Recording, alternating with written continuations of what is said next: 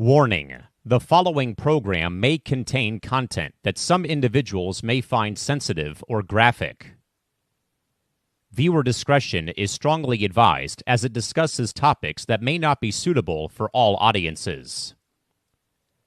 The opinions expressed on this program are solely those of the host and guests and do not reflect the views or opinions of the Coast to Coast Entertainment Network.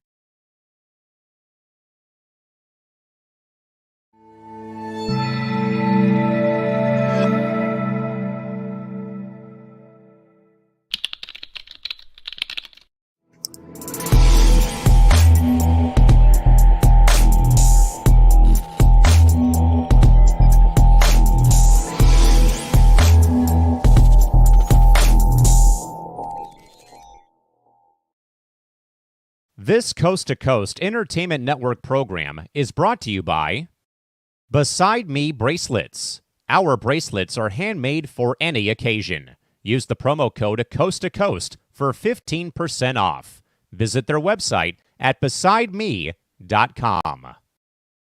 Suzanne's Paparazzi Jewelry. With 24-hour shopping available, use the code 160920 and show her some love, like she showed us.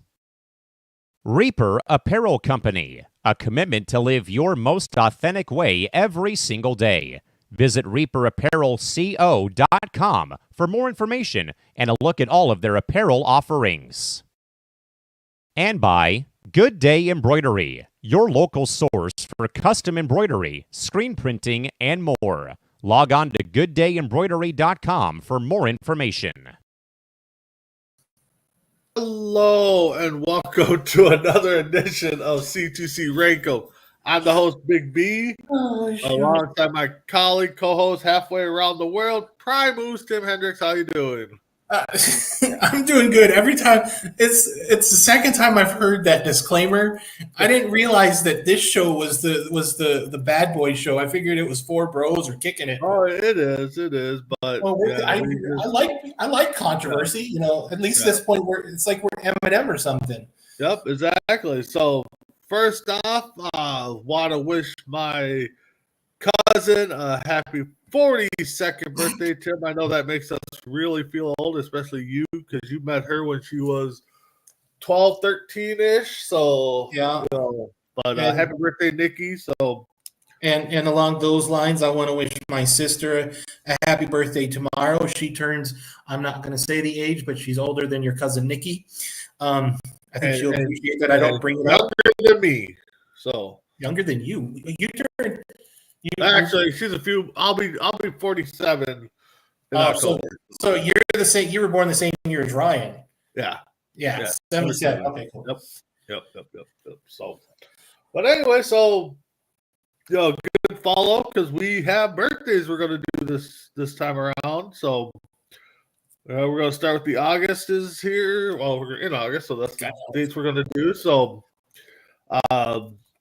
we like doing this topic, just kind of see what the birthdays are. I know, Tim, you said you kind of done this in the past. I've done it, just kind of see whose birthday is what. But so let's get it going. So with that being said, August 2nd. So happy birthday to all those that you shared the birthdays with. If you did not know, our top 5. So, Tim, let's I'm going to say, we talked backstage. I know I got a curveball. You said you had a couple. I'm gonna say 2. I'm gonna say 2, and my curveball is doubled up. I'm hoping. Yeah, that's what. Yeah. I'm hoping. I'm curious if we got the same double up because of the curveball. But I didn't double up on this one, but I do have a curveball, so we're interested to see where we go. So go ahead and kick it off. All right. Well, I'm going to start off with my number 5. It's going to be like I said, I have a double up, and it's my curveball. Well, it's kind of funny. I don't know how many people know your last name. Yeah, and they find out that it's Herrera. Yep. Well, we're gonna. I don't know if that's breaking news on this show or not, but in the group. But I was lucky enough on this day to find 2 Herreras. Oh, I found a Venezuelan singer and composer named Lorenzo Herrera. And okay. then I found a Cuban flyweight lightweight boxer who was an Olympic gold medalist in both 76 and 80 named Angel Herrera. Wow, you really dug on that one. That is kind of a curveball there. I mean, I did not go with the Herrera side of things, but well, thank you for that. So, my number 5 is an actress. I have not seen her much. Fried Green Tomatoes and the movie Weeds or TV series Weeds. I seen her in. Um, Pretty good actress. I think she catches on something, finds her niche. We can see her more, but Mary Lou Lewis Parker. So you're number 4.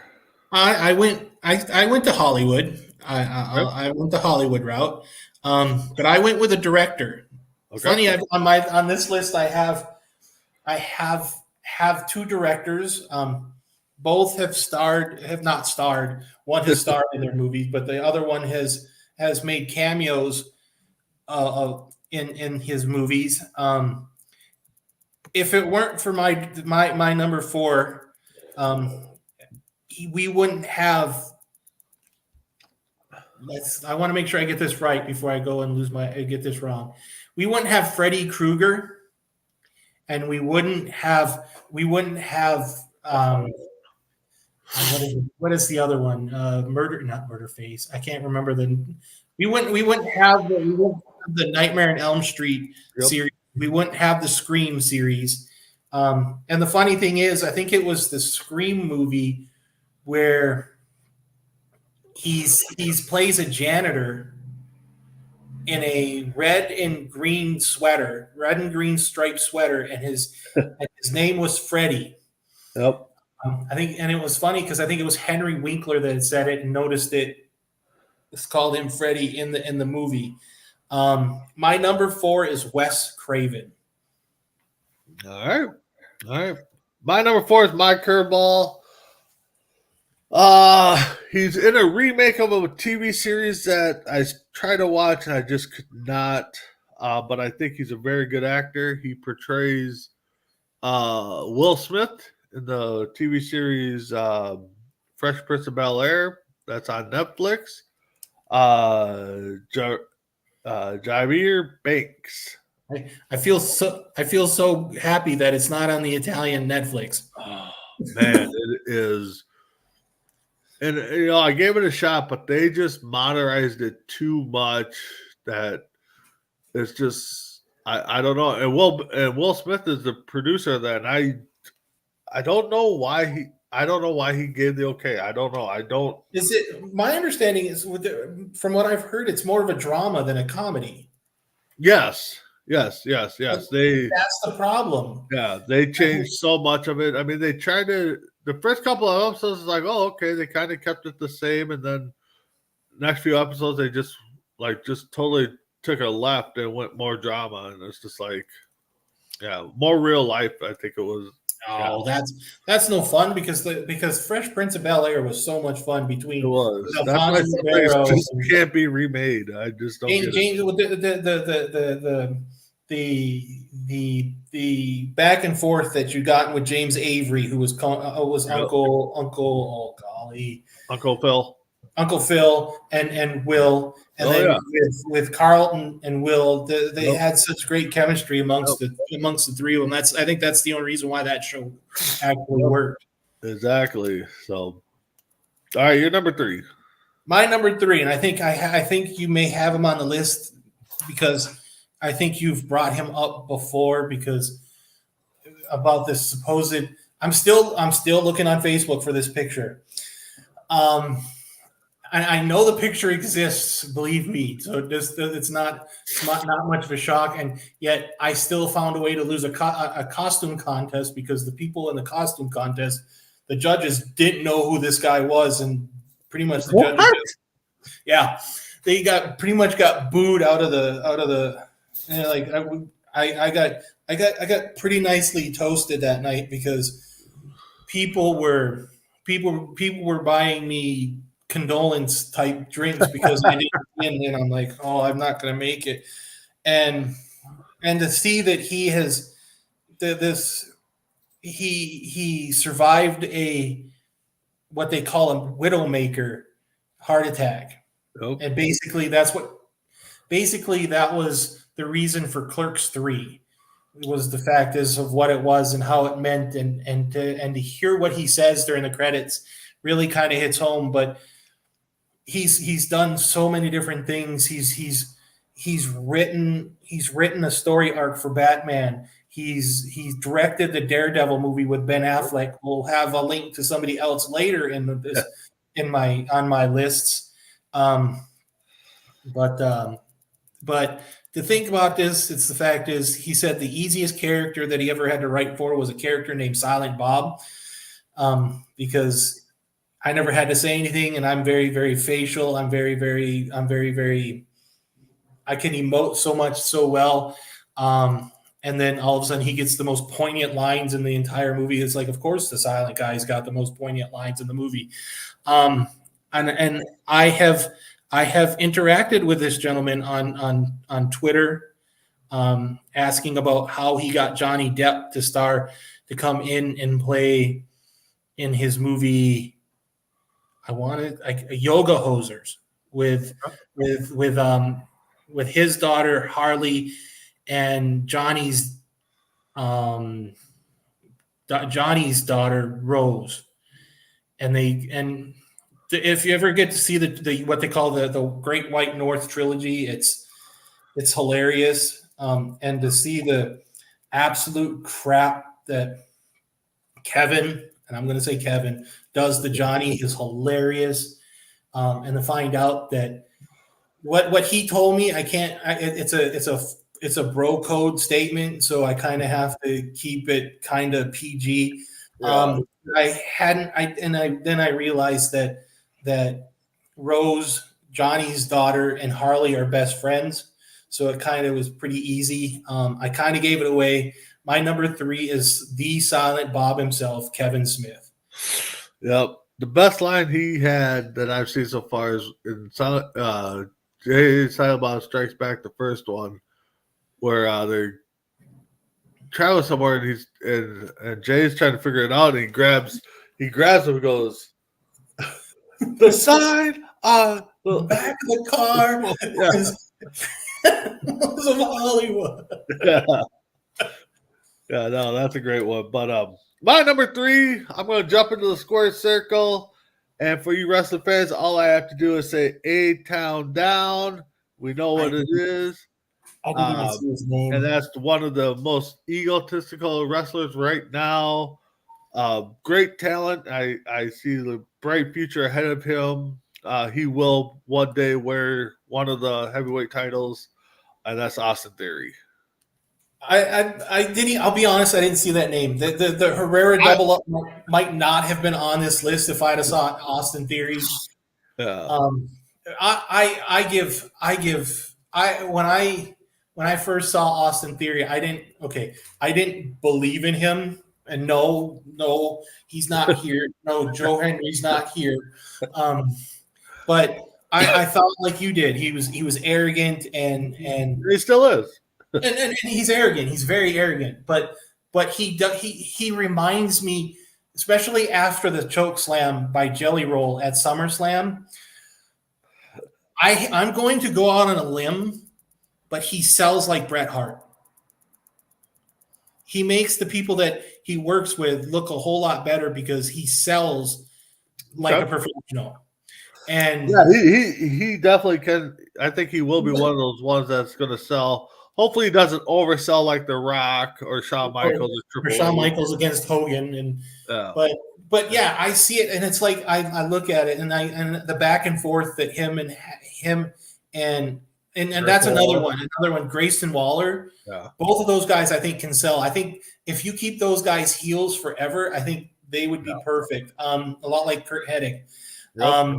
That they're great tactical people, and they're not afraid to keep kayfabe, especially when you see the argument that they had with Jay Swole on Instagram. I thought that was hilarious, and I was really waiting for Jay Swall to show up at WrestleMania and have a nice little back and forth. But yeah, I think Austin Theory's got a big future ahead of him. Yep, exactly. Your number 2. My number 2. I know we've brought this. I know we brought his TV show up a number of times, saying that this is a show that cannot be made today, because in the 70s and the 80s were a different time.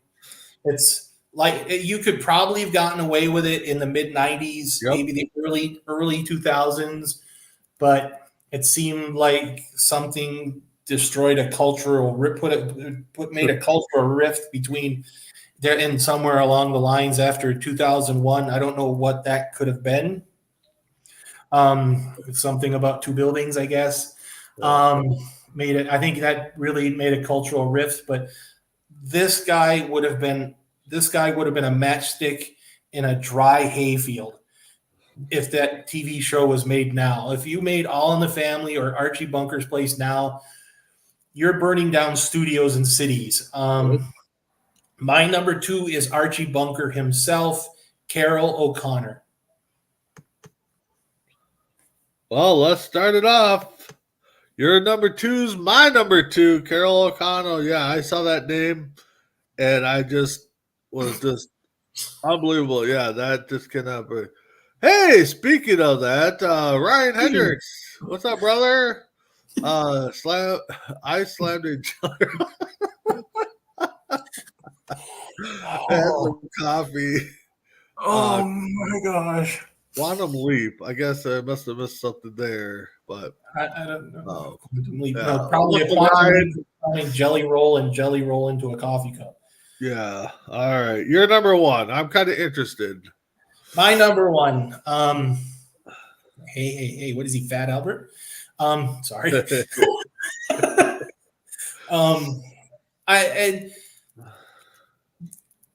My number 1, my number 1 is the reason why Steven Spielberg is in the movie business. I watched a documentary about Steven Spielberg, and he watched a movie called Lawrence of Arabia.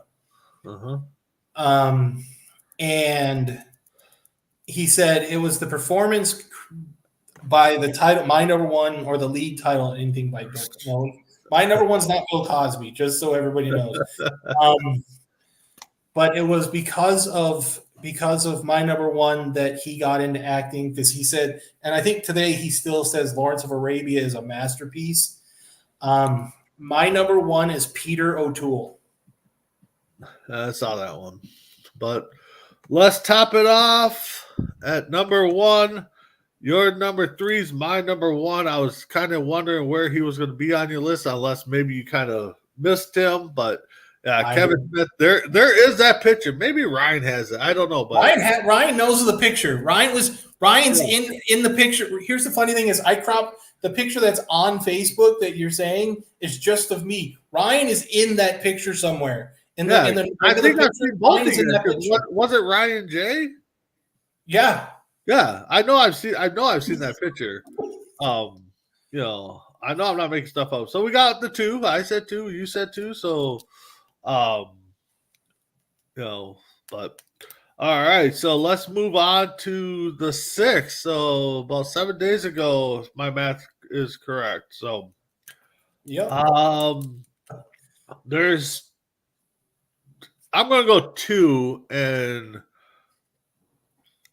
I'm going to guarantee you they're going to be flip-flop 1 and 2, I think. I'm going to say 3.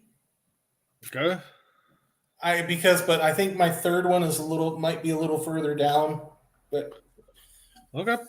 All right. Well, I start, and so we have a saying. There's always you gotta be the first. You're always on the list, but no, you're number 6. But this first happens typically a lot, so it's not really a first, but it's the first lady of Teddy Roosevelt, and that's Edith Roosevelt, his wife, the first lady. I'll be honest, she's on the list. I'll tell you later where she's at, but Not in your top 5. So, all right. Your number 5. My number 5. This is the first time this has ever been done on our show. I can guarantee you this. And I think we may have earned the controversial statement of our show at this point. Because I believe her murder is still unsolved. No. I believe that her murder is still unsolved. I think she would be in her 20s now. If she had not been murdered on Christmas Day or Christmas Eve in Colorado. But since both of her parents are dead and any leads to this murder is still pretty well unknown, my number 5 is John Benet Ramsey. Yeah, that was a sad one. Yeah. So my number 4, going to the music world, going into the spice world, I guess we'll say. Spice world, yeah. My number 4 is Ginger Spice herself, Jerry Horner. Yeah, she changed her name. And when I saw the picture, I'm like, what the heck is that? Yeah. And then I realized it used to be Jerry Halliwell. Okay. That's my other one. Jerry Horner. Who the hell is Jerry Horner? Well, if it's on 4 Bros, we can talk about it some other way. So, or Bro Code. Bro Code. We haven't had Bro Code on in a while. So, yeah. All right, you're number 4. My number 4. I was lucky. I'm going into the art world. I've been lucky. I was lucky enough, and Brandon has been nice enough to tell me that he's been to my Facebook page, so he's seen these pictures. Yep. And it was hilarious to see. It wasn't hilarious. I got lucky to see some of these paintings and there's some iconic paintings. I didn't get to see the soup cans. I believe I saw the soup cans. Take that back. I think I saw one of the soup cans, but he's also very well known for painting Marilyn Monroe. I saw all 8 of them that were done, which I think it's amazing to see. And they have all 8 of them in a show like that, especially a traveling show is important. It's impressive. I saw a piece of his, I think I saw one of his, one of the 8 that I saw of the Marilyn Monroes I saw in Milwaukee when I was still in high school. And my number 4 is also the person who coined the phrase, everybody has 15 minutes of fame. Yep. Yes, Andy Warhol is dead. I understand that. Well, since I've been sniped, my number 4 is Andy Warhol. I had him on the number 6. I was trying to maneuver him in there, but yeah. So, and as Ryan, breaking news, Andy Warhol's dead. So, but where are we? My number 3. Well, one of the big, we could say what ifs in the world of modeling and stuff like that. John Benet Ramsey. I think it was 6 when the story came out. Like you said, it's unsolved. I'm almost positive. But yeah, one of the big gone way too soon. Big what if where her career could have gone. So you're number 3. My number 3, today it seemed like I'm finding the directors. There was a lot of directors on here. There was a lot of directors. My number 3, outside of Forrest Gump, I don't think you would know the director. Okay, he didn't direct Forrest Gump. That was Steven Spielberg. I get that. No, sorry, that wasn't Steven Spielberg. It was. It's not my number 3. But we don't get Haley Joel Osment bringing the biggest twist in cinematic history outside of No, I Am Your Father from Empire Strikes Back.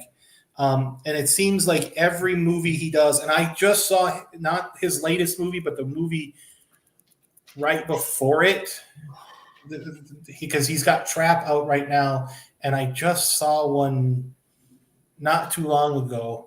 I know he's got a bunch of movies. You've got The Sixth Sense. You've got The Village. You have Lady in the Lake, the Lady in the Water. You have so many different things.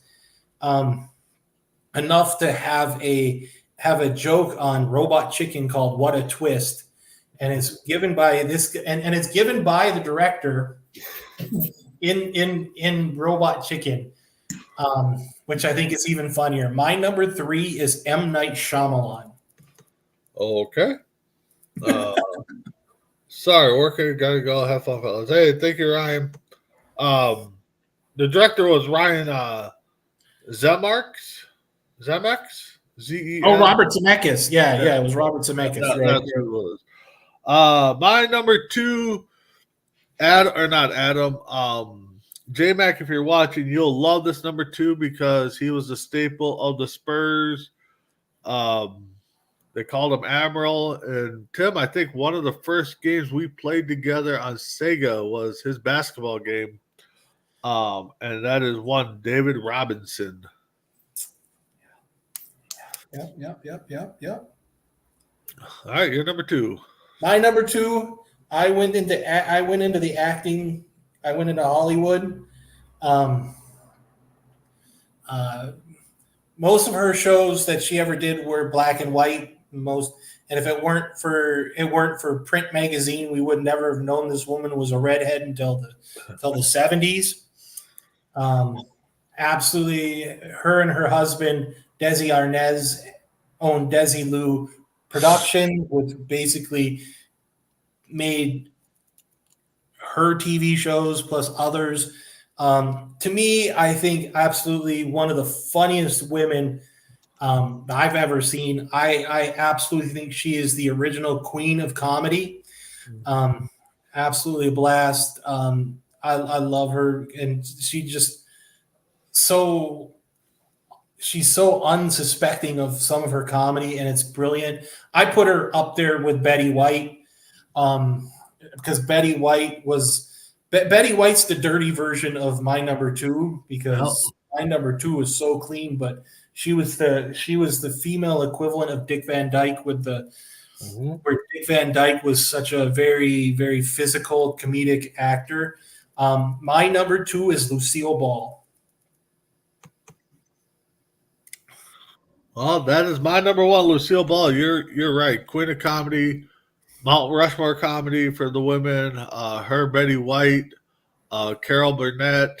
All 3 of those are definitely on my Mount Rushmore of female comedic. So you're number 1. Well, when I saw it, it was number 1 from the word go. Like you said, when we started playing video games together, this was the first thing we played, and my number 1 is the Admiral himself. I remember trying to hoard as many 1989, 1990s Upper Deck David Robinson cards that I could, because I knew those things were going to be mint. I think outside of Ralph Sampson and Akeem Olajuwon, I think David Robinson and Tim Duncan make the best. I think the best Twin Tower combination outside of Houston. The only problem with Sampson and Akeem was the fact is they never won a championship, and Sampson's career wasn't as long as a lot of people would like to have been. But to think that he had to wait 2 years after he got drafted because of his commitment to the Naval Academy basketball. Yep. My number 1. And the thing is, he couldn't do anything on any ships because he's 7 feet tall, and all the berthing doors are all 5'6", 6'3", 6'4". So it was without a question David Robinson was going to be number 1. Yeah, it'd be interesting. We always talk about the changing games and stuff. How his career would be today, because I think they were just now getting to where the big guys were shooting threes. I don't know if he could shoot from out there, but it'd be interesting. But yeah, it'd be a whole lot easier, especially now that you don't. We're back when Duncan came into Duncan too, early in Duncan's career, but Robinson's career too. It was the fact that was the reason one of my brother was a big sports fan was because of David Robinson. Oh yeah. But the thing is, you don't have the hand checks. You don't have it's a less physical game now, and you get somebody like David Robinson. He's a finesse center, and he would have been. I think he'd be a superstar today, even with the new rules. Yeah. All right. So did we get breaking news that I didn't get? Nope. So we got 3. You got your 3, so that's good. Oh, and by the way, Edith Roosevelt 8. Oh, okay. Right below Dino Bravo. Oh, I missed Dino Bravo. I didn't see that one on there. I didn't even realize. And the funny thing is, I looked at it and I didn't even realize he was from Italy. I knew he hailed from Canada, but I didn't. Oh, really? I thought he was a Canada guy. Okay. He's because his parents lived in Canada. He was born in southern Italy, and then his family moved to Canada when he was really, really young. Gotcha. Okay. All right. So let's move on to yesterday, the 12th. So everybody, belated happy birthday to you guys. This one's going to be kind of tricky, I think. Three. Yeah, I can see 3. I'd be a solid 2, but I think we're going. I have a homer pick. So. All right. Well, most people know who I am. They know I've got a homer. What my homer pick is, if they know who's on this birthday. Yeah. Okay. Well, let's kick it off. You go with 5. Well, most people, like Ryan, if he were still here, he knew where you and I met. Yep. And at this point, most people, and I don't know, did your aunt ever get this joke? The fact is, if you ever said Becky, and then what was the next words that usually followed in the 90s? Oh. Yeah. He's got one hit. Hit. And somehow Nicki Minaj made a way to make a version off of that. Really, she did. It's a four bros conversation piece or bro code thing. So you can't really. It's kind of gotta be censored. But if you hear the words Becky, look at her butt. Yeah, I saw this name and I automatically had to put it in my top 5. My number 5 is Sir Mix-a-Lot. All right. That was one of the 3. Guess not. My number 5, we're going to go kind of back into the square circle, into the wrestling business. I know he did some commentary stuff for analysts for ESPN. I think that's where the partnership between wrestling and ESPN got going. His best times that I can recall was when The Rock would make fun of the guy. But yeah, Jonathan Coachman, number 5. The coach. I don't know who he coached, but all right. I never said to him like, "Oh, that's just weak. That's just weak sauce, man. Yeah. You're just basically taking half your name and making yourself the coach." Even Rock was smart enough to to take half his dad's name or the Rocky Johnson and his.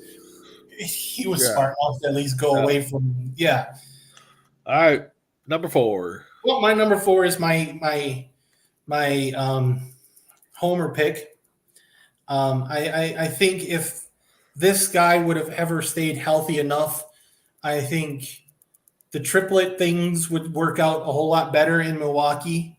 They would have won another championship with Drew Holiday instead of giving up and letting Drew go to Boston and him getting another championship in Boston and us getting Dame. Don't get me wrong, I love Dame Lillard to death. But I think what hurts us is the fact is that it seemed like every time that Milwaukee was making a push towards a playoff round or a next movement, and it just always seemed like, oh, we're going up against a Jimmy Butler-led team, and my number 4 has found his way to be hurt. It's almost like my number 4 has a gentleman's agreement with Jimmy Butler and doesn't want to play against Jimmy Butler. That's just conspiracy theory. There's no traction to this. I like this guy. This guy, I know he's won. He's been on pro all-star teams. I think he's actually been on an Olympic team once. Not this year, but once. But my number 4 is Chris Middleton. Yeah, Milton, I think, has been on Olympic team, I think. I think he was on it in 2020 or 2020 or 2016. 2016 he was on. Well, my number 4, another guy that, had a stellar career in the sports world and football, and I want to say had an injury because he shot himself or his gun went off prematurely, I think. In a club in New York. Yeah. My number 4 is Plaxico Burress. Yeah, no. All right, you're number 3. I saw that one right above Chris Chambers. Yeah. Great. I'm gonna go. Hey, that's a great double up. Chambers, gun, Plaxico Burress shoots himself with a gun. That would have been a good one. That would have been a good one. Yeah. I could do that. I'm like really thinking about it. My number 3 is a brother of a actor who has been in a lot of Kevin Smith movies. So yes, if most people know that Kevin Smith, outside of Jason Mewes, his best friend outside of the Jason Mewes Kevin Smith duo is Ben Affleck. My number 3 has won an Academy Award, has won an Oscar. He's been in a lot of things. If you've watched, this is the funniest thing I've ever seen, and I'm still waiting for somebody to try to make sense of it all. He was in the Ocean 11, Ocean 12, and Ocean 13 movies, and he's twin brothers with Caan, James Caan kid, Scott Caan, right? And supposedly they're twin brothers. They look nothing alike. Absolutely nothing alike, which is hilarious. And then you realize that I think the first time I ever saw my number 3, it's not my number 3 outside the door. Don't worry. My number 3 is Ben Affleck's little brother, and I saw him the first time I ever saw him was in a movie called Good Will Hunting. My number 3 is Casey Affleck. I saw that. What the heck? You having a is it sounds? What do you hear? Yeah, I'm hearing voices in my head, I guess. Is Randy Orton around? No. Yeah, speaking of Randy Orton, we just got a message on our group chat for Between the Ropes, which you can catch us on Sundays. See, nice segue into that. Randy Orton confirmed that he has signed a 5-year contract with WWE going into Clash at the Castle or whatever is coming up. Berlin. Bash at Berlin. Yeah. Must be Alexa. I don't know. All right. My number 3. Alexa is schizophrenic sometimes. Yeah. My number 3 is your number 5. Juan Sir Mix-a-Lot. So you said 3, right? I said 3. Yep. Okay. Well, go ahead. It's like you're talking to. Are you talking to a ghost? Oh, it's bugging me because I'm like, my TV's not on. I don't think Alexa's on, but go ahead. Go ahead with your number 2. No, because you're not going to like this. Because I'm worried. Maybe your Alexa is haunted. It's possible. Maybe she can hear us. Maybe talking about like Chris Middleton and Casey Affleck, and she's going off and she's losing her mind. It's go ahead with your number 2. Huh? Go ahead. My number 2. Well, it's not C2C unless you're sniping. All right, I'm coming. And I'm like, I don't have the button to put up the My neighbor has his radio on. I was just like, all right. My number 2 is your number 5, Jonathan Coachman. Wow, you had Coach up that high. Wow. Okay.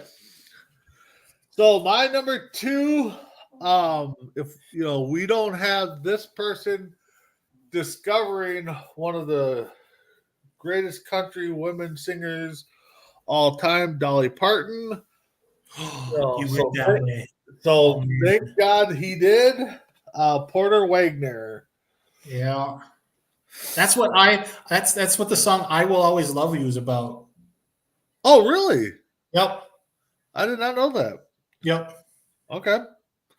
See, So, everybody learns something on this show. Yep. We learn, we hear voices. So In our heads, Yep. So, All right, Randy, you're number not the 2. only one. Oh no, you're number 1. My number 1. Now I'm curious if you have this guy on your list. We don't have tennis on our list too many times, but I always remember back in the 90s, back in the mid 90s, I always remember this guy because it seemed like Sports Center always put these guys in the finals and they were always there. Him and his rivalry with Andre Agassi. And Michael Chen. And I always remember this, so I have good feelings. I have good feelings that he's your number 1 as well. My number 1 is Pete Sampras. Yes. And the thing is I'm scrolling through and looking, I almost missed Pete Sampras. I must have scrolled a little bit too fast on page 2 or something. I'm like, come on. Wagner, as much as he meant to the country world because of Finding Dolly, he can't be number 1. There's got to be somebody else. I scroll back up and I see Pete Sampras. I'm like, oh wow, missed that one. But yeah, his matches with Agassi, like you said, and I don't know if he crossed over some of the other ones before them guys, but yeah, no, and then towards the end of the career, I think he had a couple of good matches with Federer. I could be wrong on that. I think he had 1 or 2 with Andy Roddick. I know. Yeah, Roddick. That's what I'm thinking of. Roddick. Yeah. But yeah, Pete Sampras definitely. You talk about GOATs and Mount Rushmore. Yeah. He's definitely up there on. Tennis. Okay, so. I got to remember which 3 or 4 did we get? Coachman, Sir Mix-a-Lot, Sampras. Okay, so we did get 3. Okay. No, we got 3. Yep, we got 3. You said Middleton too? No, I did not have Middleton. Okay, so yeah, 3. I don't think. Did we get 4? All right. So let's move over to the 19th. Man. This one, I do have a double up. I do have a homer pick, and I do have a guy that if it wasn't for him, I could be talking about a Super Bowl for the Vikings. So the funny thing is, I have a double at number 7. I have a double up at number 7. No, I have a double up at number 5. And then I would have had a double up at number 8 with one of your homer picks. Your other homer pick is sitting at 6 because I thought I got to sneak them through. And wonder who else I missed. But all right, I'm going to go 2, and I think you're going to have half of my double up. You may have both. I'm going to go 4. You're going to go 4? I think I can go 4. Wow. All right. Who leads it up, me or you? No, I lead it off. I'm just trying to figure. You're going to go 4. Well, let's see, because this one I think is going to be the breaker. My number 4, we're going to go into number 5. You're number 5. You got to go to number 5. I'm sorry. I'm looking at Iron Mountain math. I understand. Iron Mountain math was it's the Steiner math. It's the Steiner. Steiner math.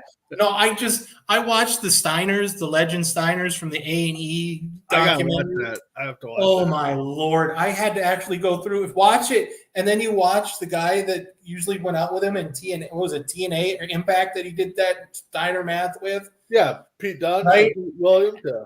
And then you look at the little Steiner there, dude. Yeah. He's doing the math, and you can see him going. Yeah, that's great. My 1/3 plus your 1/3, and take away the 25. I have a 75%. This is like I've got a 200, and I've got a 212% chance of beating you. I'm like, wait, that doesn't go. Yeah. But anyway, speaking of somebody that's accustomed to winning, we're going into the horse world. He has 8,833 wins. The GOAT of horse racing, Bill Shoemaker. Oh my God! You actually put him on.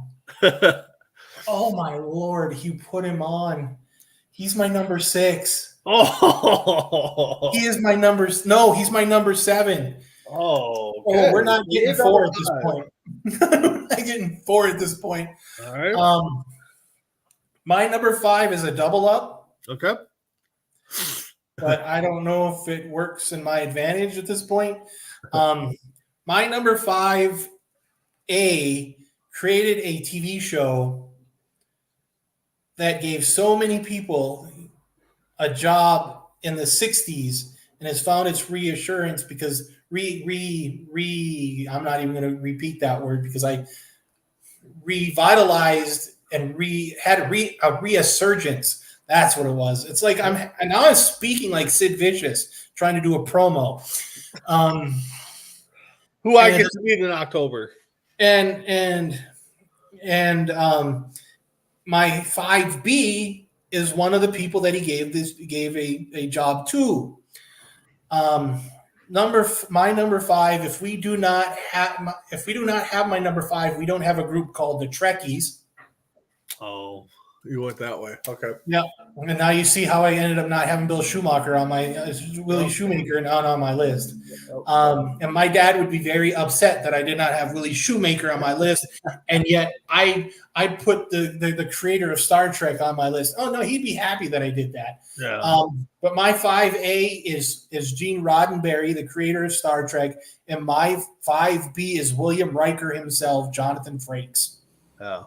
There was a lot of creators and directors on these dates that you picked. Yeah. I don't know how you did it, but so my number 4, my double up, 2 actors. One we lost too soon. I'm not going to make jokes because I've seen a lot of people make jokes about him. The other one, probably his character is probably one of the coolest guys that you could want to be leader of a group. So we go Friends. We go with Matthew Perry, who's also a cool guy. His character I thought was pretty cool too. Chandler Bing? Heck yeah, he was. Chandler Bing, yep. And then you go over to Full House, and you got Uncle Jesse, John Stamos. Jesse Kasopoulos. Yep. Well, here it comes. All right. My number 4, it's not C2C unless we're sniping. My number 4 is one half of your number 4. Okay. Which is hilarious. Look up John Stamos. If you look up, it was about 5-6 years back, and I looked up John Stamos, and somebody had texted me when I was from the group of people that I used to live with and work with up in Escanaba, and they're like, you need to look up John Stamos. I'm like, why? I'm like, they're like, one of your former bosses at Custom Auto Sound did something stupid. Uh-oh.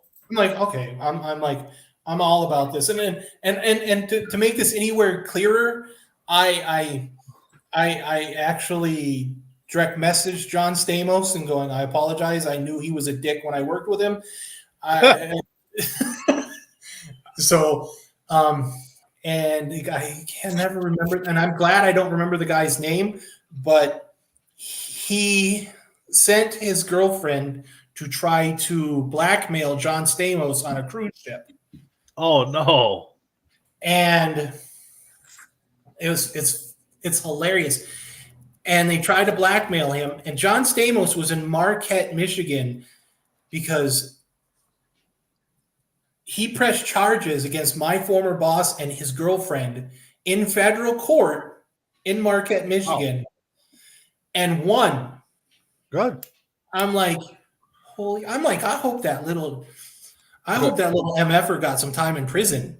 Because that guy needs it, because that guy was a dirty, not John Stamos. Just so I want to clarify this, I'm not saying that John Stamos is a bad guy, because he's, from everything I've heard, he's an amazing guy, and he just kind of ran into the wrong people. He even made the comment going, I knew I was in trouble the moment I saw her. And I'm like, yeah, I know the guy. So yeah, that doesn't shock me. But yeah, my number 4 is one half your number 4. John Stamos. All right. My number 3, my homer pick. I believe it still holds the record or a record that the Twins were the first and only team to turn 2 triple plays in one game against Boston Red Sox, and he was the catalyst to start that. Oh no! One World Series with the Twins because he was not there in '91. He wasn't. He was. No, he wasn't. Oh, okay. Was he still with the Angels at the time? I believe so. Okay. And that is one G-Man himself, Gary Gaetti. I saw that, and I was going to put him on. You got me talking to myself at this point. It's like I knew you were going to put him on. I should have put him on, and then I didn't. And all right, your number. Well, we'll go ahead and bring my number 3 up, and it's not C2C unless we're sniping. My number 3. It's not C2C unless we're sniping. It's the phrase that pays. We kind of know it at this point.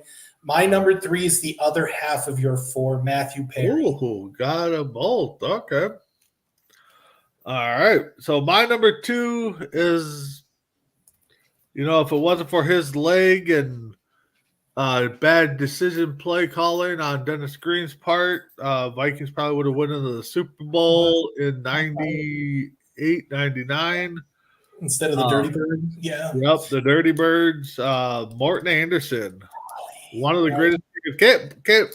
Can't knock him. One of the greatest kickers. He's got the record for most games played as a kicker or something like that. So I remember watching that game, and who was it that was making the call? Who was doing the announcing for that game? I want to say it was Buck and Madden. I don't know. No, it wasn't Buck because it was before Buck's time. I think it was. God, I can't remember, but I know it was on Fox. Yeah. And I don't think it was Madden Summerall. No, Summerall would never do it because Summerall was a kicker himself. Yeah. But it was hilarious because he came out and said, "Well, Morton Anderson hasn't missed the field goal all season." No, that was Gary Anderson. Gary Anderson. Okay. Oh yeah, he did that. Yeah. Okay. Yeah, you're right. Yeah. And I'm like, and I remember saying that. I'm like, wouldn't that be kind of hypocritical, funny that Gary misses a field goal and then Morton misses a field goal and then Gary kicks one in overtime? And I'm like, But yeah, Gary Anderson. Yeah, I was actually at one of my uncles. We're doing a football party, and somebody there is like, "Oh yeah, he hasn't missed in all year. This will be the one he misses." I was like, "Shut up." So that's exactly what I said. This will be the one he misses. All right, you're number 2. My number 2. We're a show of firsts. Okay. Which is kind of funny that he's not on your list, which makes me feel really, really weird. When you're the first person to make an airplane, I kind of figure you need to be on this list. Oh, I missed that one. And it was a big one, too. It was right there, big one. And I'm like, I got to put him on. And I was kind of hoping Wilbur was going to be on another date. And no, he wasn't. My number 2 is one of the Wright brothers himself, Mr. Orville Redenbacher Wright. No, it's not. His middle name's not Redenbacher. I missed that one. His middle name's not Redenbacher. Yeah. So my number 1, well, we put him on the list. We don't get political, but you're the leader of our country. You're the 42nd leader of our country. Yeah, there's some controversy, but my number 1 is Bill Clinton. That's the best controversy in the world. Oh yeah. If you're going to go in front of the ethics committee, go there for a stain. Yeah. You're number 1. My number 1 is the phrase that pays. He's a lot like James Bond. A lot of women wanted to be with him. A lot of men wanted to be him. Bill Clinton. Now I have a lot of guys wanted to be him, but not. Yeah, they wanted what happened. I have a question. What's up? You brought up Homer pick, and I'm going to tell you, I had Morton Anderson and Bobby Hebert on the same as a double up because they played for New Orleans and Atlanta at the same time. My question is, where's Kirk Cousins? In Atlanta. But his birthday's on that day. Oh, really? I missed that one too. When you said Homer pick, I'm like, really? He put Kirk Cousins on the list. I missed that one. I had Coco Chanel on there too, if that tells you anything. Who? Coco Chanel. Coco Chanel. Oh. Chanel, Chanel number 5, the perfume, all the the perfume stuff. Okay. yeah. All right, so let's move on to the 25th here. 25th is a little bit sentimental to me because that was the day my dad passed away.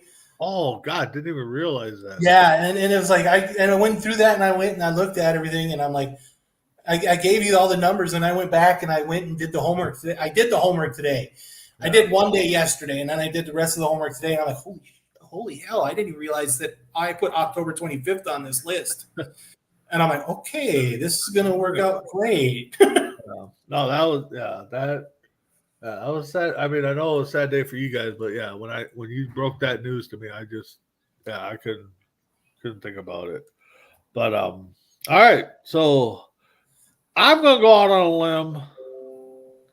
We got 4, I think, and I got one Timmy guy on here. We'll say we got a Timmy guy on here. We got a Tim guy on here. I have a double up. Ooh, got a double up. So I think I might have your 4 covered. Okay. Well, you get to start. What the heck was he posting? It's about the break dancer and the Karate Kid. I kind of figured it out when I saw it. I'm like, what did Greg post now? All right, go ahead. My number 5. I've brought this up on a couple, especially when we talked about, I want to say Dusty Baker and Paul Molitor, and I think Robin Young. I brought it up. Why not bring up again that my first baseball game was a Brewers game against the Oakland A's. I almost said the wrong one because and the funny thing is my 5A played for both teams, and my 5B has the reason why I hate my 5B is because of what he did to a person on my team. And a guy who cannot figure out what his name is today. So my number 5A is known for having a handlebar mustache. Probably the greatest relief pitcher to go through Milwaukee. Yes, I know before everybody comes out and says, well, you had Trevor Hoffman. Yeah, we had Trevor Hoffman for a season at the end of his career. That's like basically saying having Hulk Hogan in his retirement match. No, not going to happen. I remember this pitcher to the end of time. One of the few pitchers that won the Cy Young and the MVP in the same season. This is back when relief pitchers pitched more than an inning. He was pitching three innings at a time because there's no such thing at the time as a setup man. Yep. Won three World Series as an Oakland A. My number 4B played for the Cleveland Indians and got a hit off a second baseman going towards second base. So my 5A, I'm going to – you're probably wondering who I'm talking about my 5B. So I'm going to let you off the hook on that after I tell you who my 5A is. My 5A is Raleigh Fingers. And my 5B is a guy who, much like your Alexa can't figure out what's going on with her, is one, am I Albert or am I Joey Bell? Joey Bell, because he hit Fernando Vina going to second base. Okay. Oh, is that the one? Is that are you talking about in the second? Bam! Yeah, right after they got up and yeah, because he ran smack dab into Fernando Vina, and then he got up jarring and that video or that image, you just see his face just like. It reminds me of when what was it? Elvis Andrews gets hit or hits Joey Batista. Yeah. Joey Bats. Yeah. So my number 5, we're gonna go into history world where Tim's always likes to bring one of these up once in a while. Oh no, you did. And it's the first. You did. He's the first Tsar of Russia, whatever that means. Ivan the Terrible. I put him on the list and I took his off. He's the first czar. He's the first czar of Russia. I saw it the first time I saw him, like, Ivan the Terrible. I'm like, how long are you going to stay on this list, buddy? Because I'm hoping this is a dead list. I'm looking at the people. Ding, ding, ding, ding, ding. It's like, holy smokes! I feel like I've watched my time get taken off a board, and I'm like, all right, you're number 4.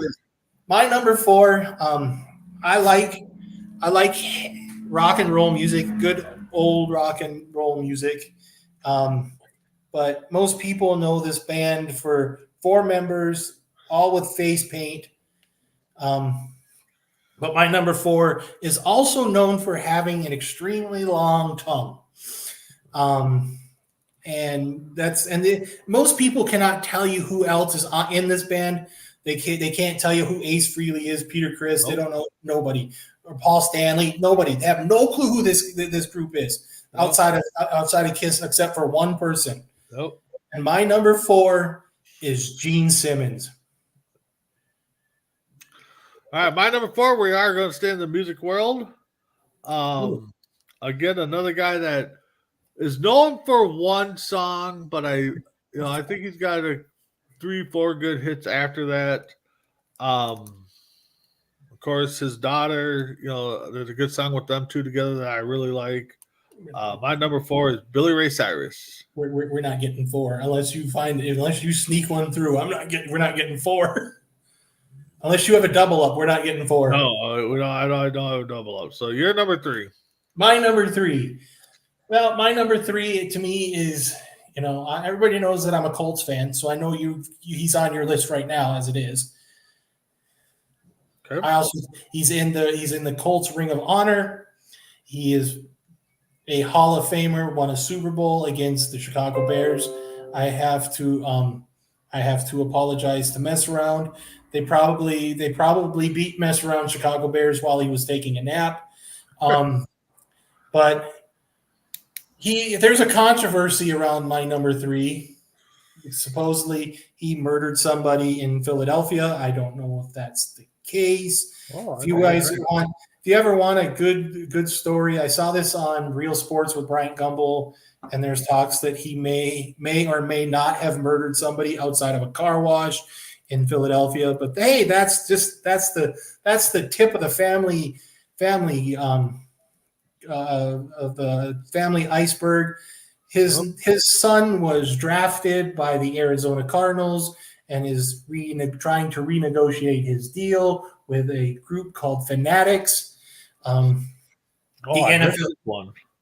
NFLPA has told, and supposedly the son said that his father had signed the contract and that wasn't him, so the contract should be null and void. The NFLPA said that Junior's jerseys cannot be sold. Mm-hmm.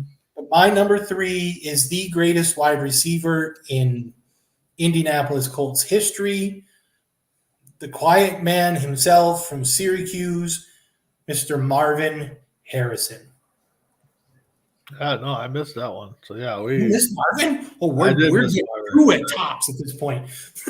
All right, the phrase that pays at number 3, like you said, he's known for one thing. He's like you said, you can have a lineup and tell them that these are all members of KISS, and you're only going to be able to pick out one. Known for a long tongue, and if this was 4 Bros, I would make a different comment about that, but I would too. Gene Simmons. I would too. And when you realize who his wife was, who's done softcore movies, You're number 2. My number 2 is a director. Shocker. Today is director. Today's August 13th, the director show. Yep. When you realize that my number 2's first movie is Pee-wee's Big Adventure, where now it's really weird, isn't it? Wow. Before he did Pee-wee's Big Adventure, he was an illustrator this is going to throw everybody for a loop when you realize who this is. But he was an illustrator and worked for the Disney Corporation, which is funny because later on in his career, he starts making movies for Disney. He is the person who did, and I think he puts Helena Bonham Carter in every movie he does. It's almost like they're married, and somebody's going to watch this show, and they're going to say, but he's not married, but they're kind of okay, great. That's but he puts Johnny Depp in just about every 3 out of 4 movies he does. Think about it. He made Johnny Depp Willy Wonka, which is completely strange. But we don't get. Here's the thing that most people don't understand. We don't get Johnny Depp as who he is unless for a number 2. My number 2 is crazy enough to put a stand-up comedian as Batman. He's the reason why Michael Keaton is Batman.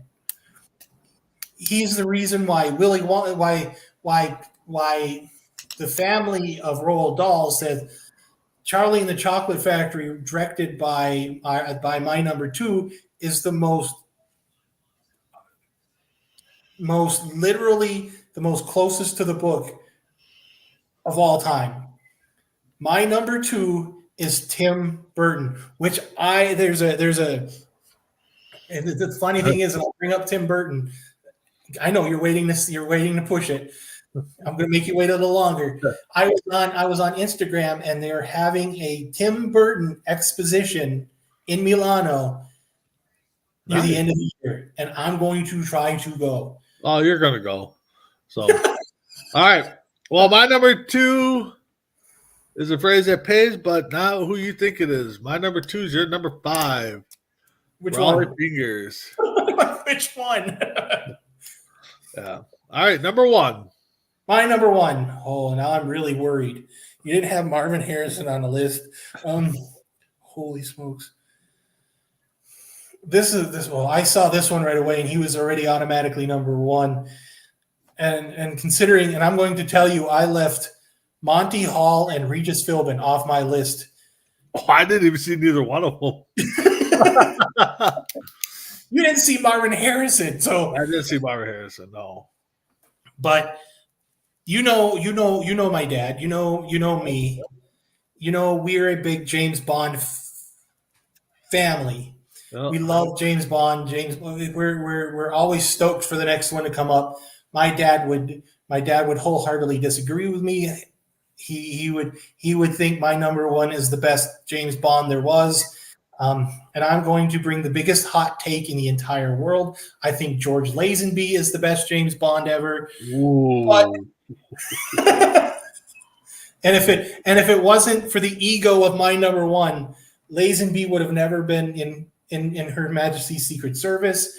To me, I understand he's James Bond. To me, he is Henry Jones Sr., the father of the one great who we've had on the list. We've had on the list the Henry Jones Jr. on the list for one of our birthdays. But my number 1 is the great, the incomparable Sean Connery. The phrase that pays. Yeah, I saw Connery too, and yeah, there was no doubt he was number 1. I agree with your dad. I think he is the best James Bond. I think the best movie he's ever done is The Hunt for Red October. Yeah, that was a good one too, and I'm not into those. So, all right, so let's finish up. We got 2 more. Well, we got 1 more date in our list. They'll break down the 28th of August. Here we go. This one's going to be fun. I got it first. I think. I don't think we ever had this one on there, but we'll see. I have a double. I'll tell you right now, I have a double up. Oh, I think you're good. I think your double up was the one I was going to double up, but I'm gonna go 2. I think we're gonna. I have a bad feeling you missed somebody. So we'll see. What do you got? 2. I can see 3, but I don't know. I'm wondering right now. I'm wondering if my number 1 is the same as your number 1. Yeah, I don't know. But I'll give you. I'll give you 2. The way we've been playing today, I don't know if we could get 1 at this point. No, we have 2. to have I've got a curveball at 5. Okay. All right. My number 5 kind of ties to Minnesota because of his character. In the mid 90s, early 90s. That's your number 5? Yeah. One Brandon Walsh, or his real name is Jason Priestley. That's your number 5. That is my number 5. At this point, who in the hell did I miss? All right. You're number 5. All right, my curveball. I'll get it out of the way right now at this point. Right now everything is big. I'm not going into the movie world, but it kind of links somewhere to the movie world, especially the Marvel Cinematic Universe. But everybody watches this Marvel movies and they always think of Stan Lee. But they always forget about the other guy, the man that doesn't get a lot of recognition. And if you get a bunch of if Ryan comes back and watches this, he'll agree completely with me. If a lot of comic book people, especially in the Marvel side, they'll look at it and go, "This guy doesn't get enough credit," and they're like, "Well," and most people are just like, "Why isn't he have any of the Marvel movies?" Well, he died in '94, so that's kind of a big deal. So he's not going to be any Marvel. Yeah, that's kind of a big deal. So he's not going to be in the Marvel movies. So he's dead. It's not like they could do anything. But he is a collaborator with Stan Lee. He's a creator, one of the creators of Spider-Man, the X-Men, Captain America, the Incredible Hulk, which is funny because I had a conversation today with my beautiful wife about comic books, and I forgot to bring his name up completely. We talked about Spider-Man, we talked about the Incredible Hulk and X-Men and how my brother collected, and my brother had Incredible Hulk 183. But my number 5 is Jack Kirby. How the hell? At number 4, I thought I was going to sneak him through there. But yes, the cartoonist of the Hulk, Spider-Man, all the ones you said, Jack Kirby. I thought I might have snuck that one through there. Yeah, it's a first because I don't think we've ever had a cartoonist on there. I mean, unless we've done Walt Disney, but we did have Walt Disney. We had Walt Disney for Chicago. Yeah, that's right. Yep. So, all right, you're number 4. Thought that was a curveball. Holy smokes! Wow, I'm impressed. I have to tip my hat to you for that one because I figured you missed that by a mile. No, I thought for sure I was gonna. Like I said, I was trying to sneak that one through. I saw Jack Kirby and it was in such a little print. I'm going, He's not going to see that. Let's go put that. That's what I was thinking too. Oh, scary. My number 4. I'm kind of curious of what you think what you think my double up is. Okay. I can't say because they're not there. I can't bring up the old. When my family went on vacations because we listen to old country music, because they're older than that. And one has gotten lucky enough that all of a sudden, with social media, she has become popular again, which I think is hilarious. Okay. I didn't think she was unpopular, but that's just me. And then my 4B is a singer who really, really kind of is like the reincarnation of Patsy Cline. The voice and everything reminds me so much of Patsy Cline. My number 4A is Shania Twain, and my 4B is Leanne Rimes. Wow. Was that the one you were thinking? Was that the one you thought I was going to double up on? Where are we at here? You're on 4, so that was 4. Well, let's go with it. Number 3, my crush. Her voice, like you said, I can't compare to Patsy Cline. I would have to listen to more Patsy Cline, but Leanne Rimes, beautiful voice. Hopefully, if she ever gets to tour again, or if she is touring and travels, my job gets her, and I will be going to see her. If I have to quit my job, you'll be there. Leanne Rimes. So, all right, you're number 3. No, It's two. yeah, 3. You're right. You're right. 3. Okay. I kind of it's kind of really weird that I pick these dates and then I make a comment about how my beautiful wife is gone and I have my home to myself and I'm like Macaulay Culkin, except I would do better against Joe Pesci and Daniel Stern, and yet somehow I find my way on the last date I pick, on one of the last birthdays I see my number 3, which I bring up last week, which would have been if we would have had the show like we were going to, and then life happens, would have been on Wednesday, and kind of coincidental. But my number 3 is Daniel Stern. Okay. So we're at my number 2. My number 2, we've had some GOATs, and this would be, my top 4 in this sport. Just got done with the Olympics, but this is a winter guy for Olympics. Breakdancing. Yeah. My number 2 is probably one of your Mount Rushmore GOATs. Definitely top 5 figure skaters. Scott Hamilton. Yeah, didn't put him on. All right, you're number 2. But I'm going to make you feel so much better. All right. Because it's the phrase that pays. It's not C2C unless you're sniping. It is my favorite Canadian race car. It is my favorite Canadian race car driver that you have. I forgot he did that. He did that. My number 2 is your number 5. Oh, wow. I forgot he did that because now that I think about it, he had a major injury. He had an accident. He had a huge accident at transit. I think in one of the Trans Am's races. Yeah. Well, let's keep going with the phrase. Let's go ahead and see that because I know you missed mine.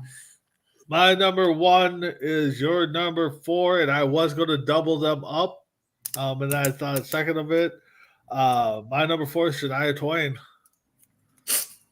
Okay, who did I miss? My number 1. I have been lucky enough to have seen twice. Once in Grand Rapids, Michigan. Once in a small little Italian countryside town called Milano.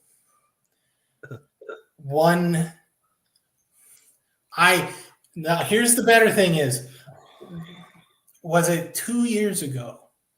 It was 2 years ago, and I broke in live to our baseball show. Live from the concert that I was at. Oh, I do remember that. Right? So I broke in live.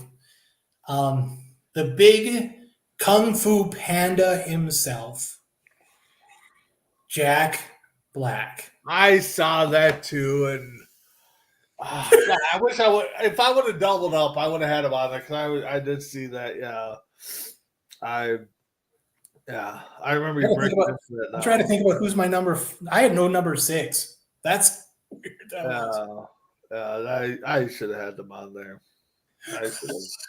He wouldn't have been that high though. I mean, if anything, if I would have doubled up, I probably would have made my girls number 1. And then I would have understood that. I'm like 4. We had Priestley, Shania Twain, Leon Rhymes, and Jack Kirby.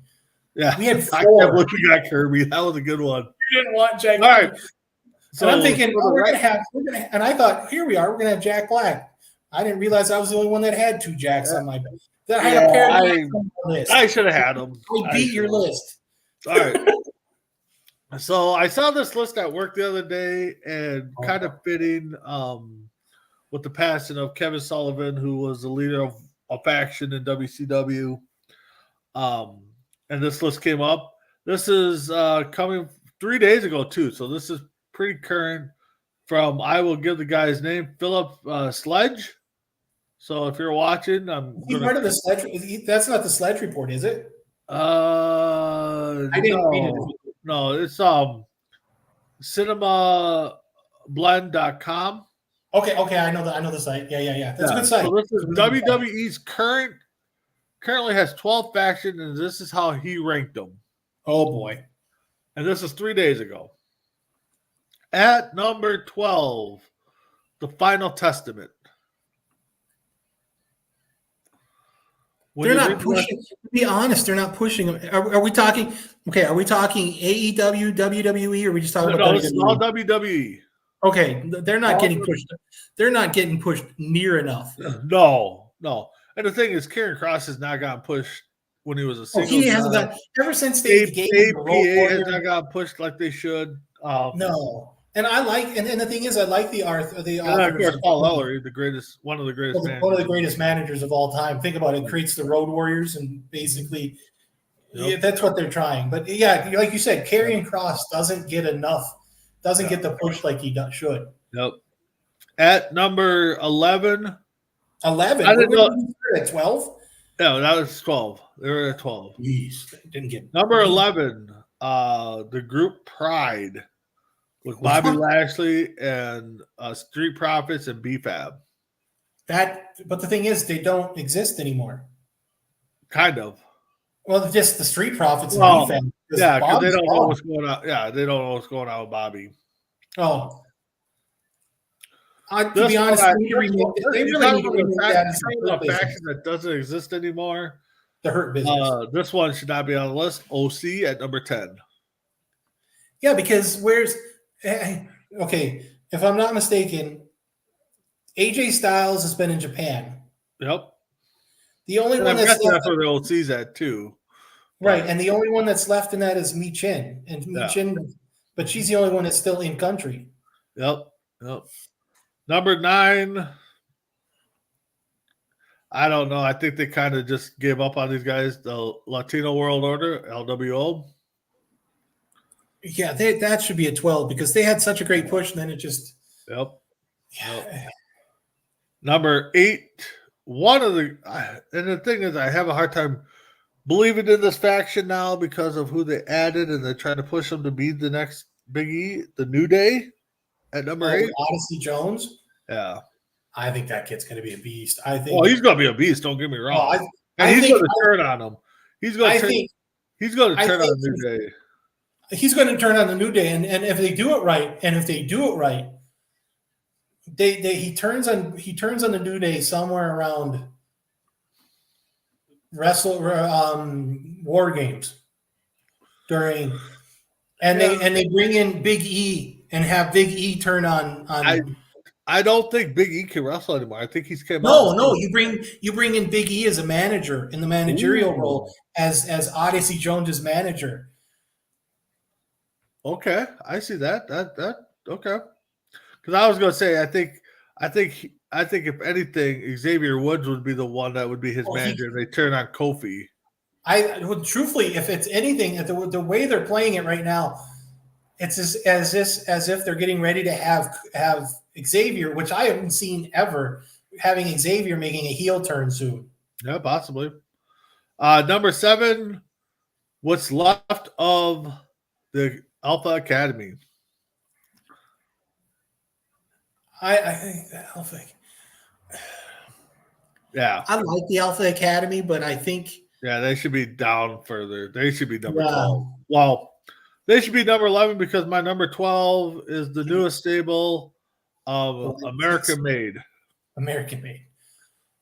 Yeah, with the Creed brothers, who I love, Chad Gable, and now what's her name?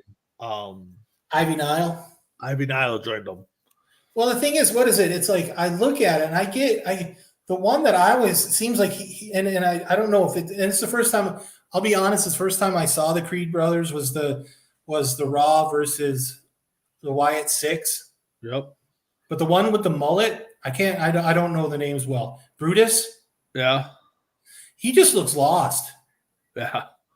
And it's like, and it's just. Those two are beasts, so they're beasts. Don't get me wrong; they move, but he looks like he needs to be held by the hand to go to his next spot. Sometimes it's kind of scary. Lego Defumented, the family pretty much for Escobar and Angel Garza and Roberto. Honestly, that team doesn't get pushed enough either. No, they don't. They don't. Damage Control is number 4. I like that. Is that now? Is Bailey out of Damage Control? Yeah, she's out of Damage Control. She turned on them. I like that group. I really like that faction. I do. This faction, I don't know how far they can go with them. I'm kind of liking them now, and that's the Why Is Sick. Why I don't think at number 3 is high. That should be that high, but not yet because they haven't done anything. Right now, they've been is cinematic. They've been cinematics. They've had one match, and they basically ran through American Made. Exactly. Bloodline 2.0. Oh, they're calling it 2.0. Well, no, they're calling it the Bloodline, but that's you're calling it 2.0. Yeah. Is it the Solo Sokola? Yep. No, that's the picture they have. Yeah, I mean the Bloodline all in general. I mean that's going to be your war games this year. I think. Have you seen? There's been pictures floating about that there's going to be 3 teams and it's all Bloodline. A Bloodline Civil War. How would they? There's a picture floating around where really? Roman's got his 4. He's got Jay and Jimmy. Yep. And Sammy. Yep. And then The Rock has got Zilla and 3 others. And then it's got Solo with Jacob. Jacob got hurt pretty bad, so it'll be interesting to see what happens there. He might be ready for War Games. Yeah. I still have a feeling if they don't do the trio, I have a feeling they're gonna have Brock come back with Heyman, and he's gonna be the 4th on Roman's side. That'd be awesome. I think that's what I'm feeling. And number 1, the Judgment Day. To be honest, the Judgment Day's got a good storyline. What's that? The Judgment Day's got a good storyline. Yeah. They put Damian and Rhea in that storyline. No. Okay, I'm gonna say that's the whole JD McDonough, Finn Balor, Liv Morgan, and Dominic Mysterio. No, that storyline is great. I mean, if we get any wrestling fans on here that used to watch wrestling that stopped, if you go back, you just have to watch the storyline with the Judgment Day now and the Bloodline. Right. Yeah. You keep Judgment Day on Raw, and you got that storyline that'll run that show for months on end. You put the Bloodline on SmackDown, and that just runs all the way to the end. Yep. It's gonna be good. Yep. So with that being said, guys, as I showed Tim, final thoughts. I like these shows. I'm happy my wife is home. So if she's watching this, she's home. So if she's watching this, I'll be shocked. But no, I like doing these things, and tune in next week to see what kind of controversy that we have to stir up to make sure that we have to keep that disclaimer at the beginning of our show. Well, I think a lot of shows use it, but anyways, with that being said, keep checking us out tonight. C2C Late Night with Callan, I believe. Sports Minute. Hopefully Kicking It comes back. New revamp. Kicking It was on last week. Yeah, I think it was. I missed it. I missed it too, and I was by myself, alone. Yeah. No Daniel. We do a new bit on there when I'm on. Asked a couple Family Feud questions, see if we can get them right. Return of On Deck, hopefully. I'm trying to think of the other shows. Entertainment Hour, and then with football season coming around the corner, hopefully Morning Tailgate returns. So hopefully. With that being said, we'll see you all. We need to get Bro Code. We need to get Bro Code back. I know. Bro Code on. Yeah, and if that's the case, Bro Code comes back on, and it's at a legitimate hour where I'm not driving my wife to work, or I will get on. Do my best. All right. With that being said, we'll see y'all next week on C2C Rankem. Have a good one.